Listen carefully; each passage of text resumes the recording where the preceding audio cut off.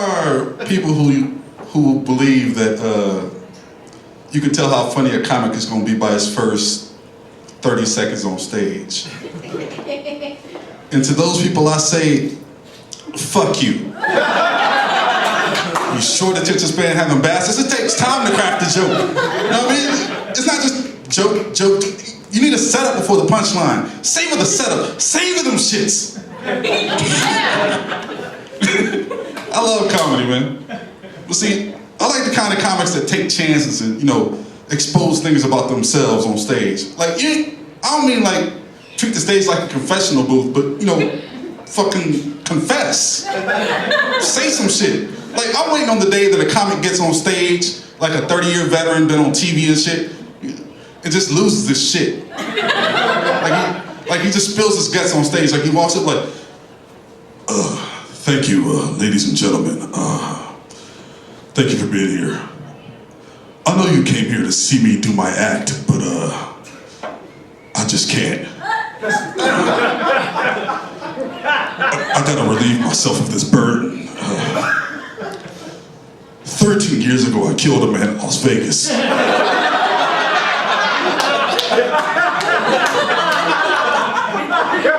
Here's how.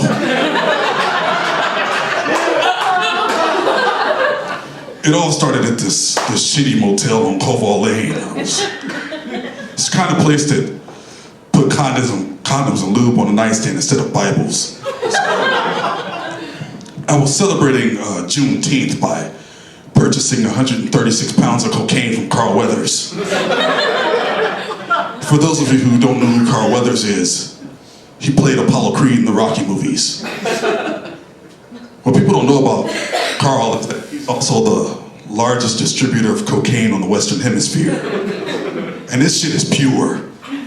So pure you can't snort it, you'll OD. You gotta take some and rub it on your forehead and let it seep into your pores. It's that pure.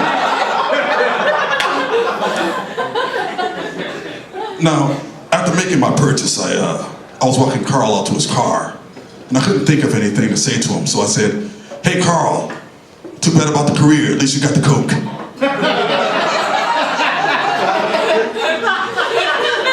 And he looked at me and said, "Cracker, I'm ballin'."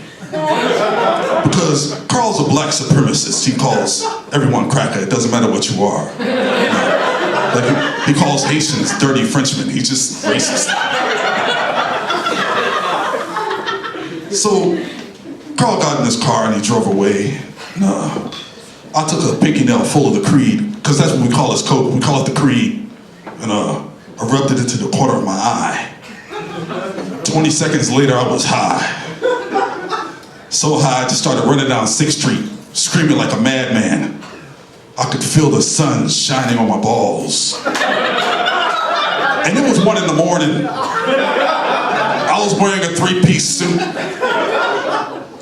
I didn't stop running until I hit Fremont, which is where I went to a strip club.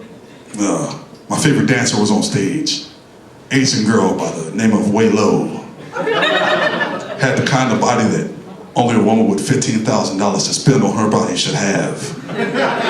And this beautiful sideways vagina. Now, she spotted me and she waved and got off stage and I was like, "Hey, I got the Creed, let's go to the VIP." She said, "Yes, let's go." So we go to the VIP and I gave her a packet full of the Creed.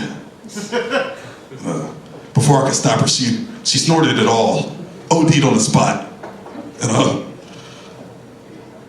I couldn't think of what to do, so I picked her up, placed her in a chair, grabbed her titty, then ran out. Didn't stop running until I hit the Palms parking lot.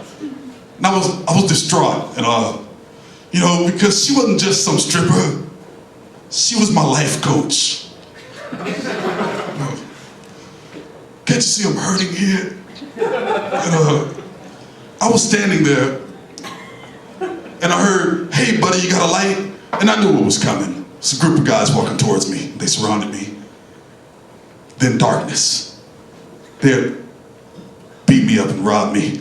I woke up 15 minutes later, checked my pockets. They took the money, took all the Creed. they didn't have the sense to take the $400 I had taped to my balls.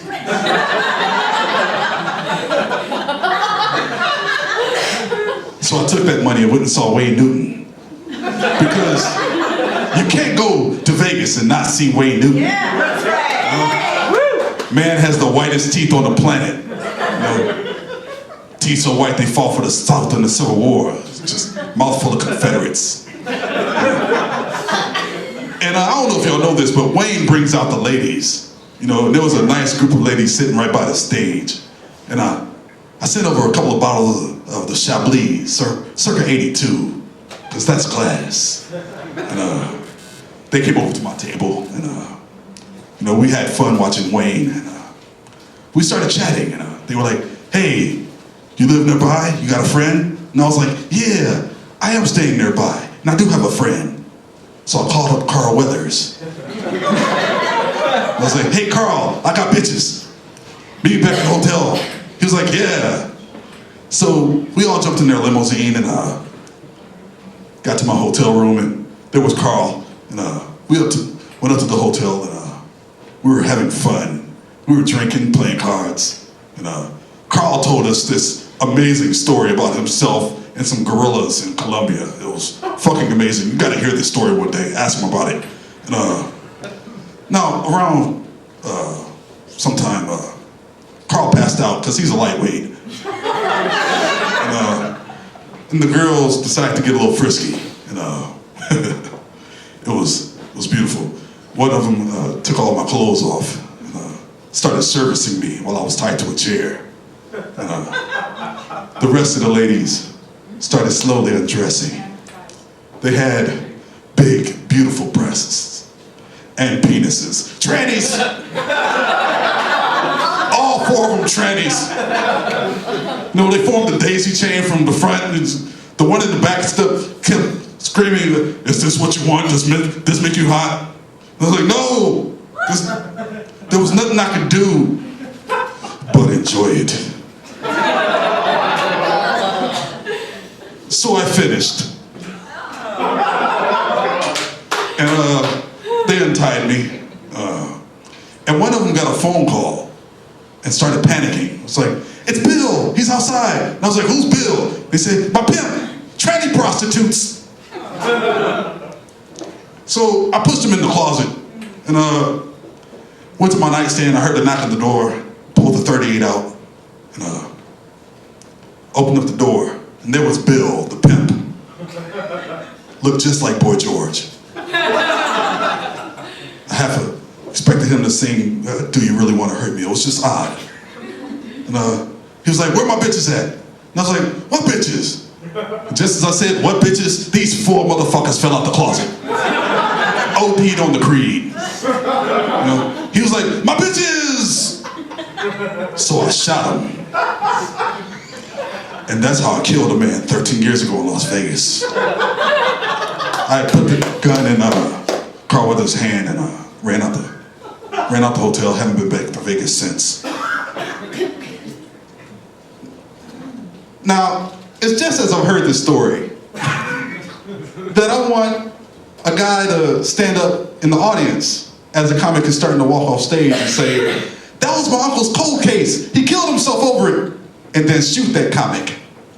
So that on the next day you hear on the news, Jeff Foxworthy was killed last night.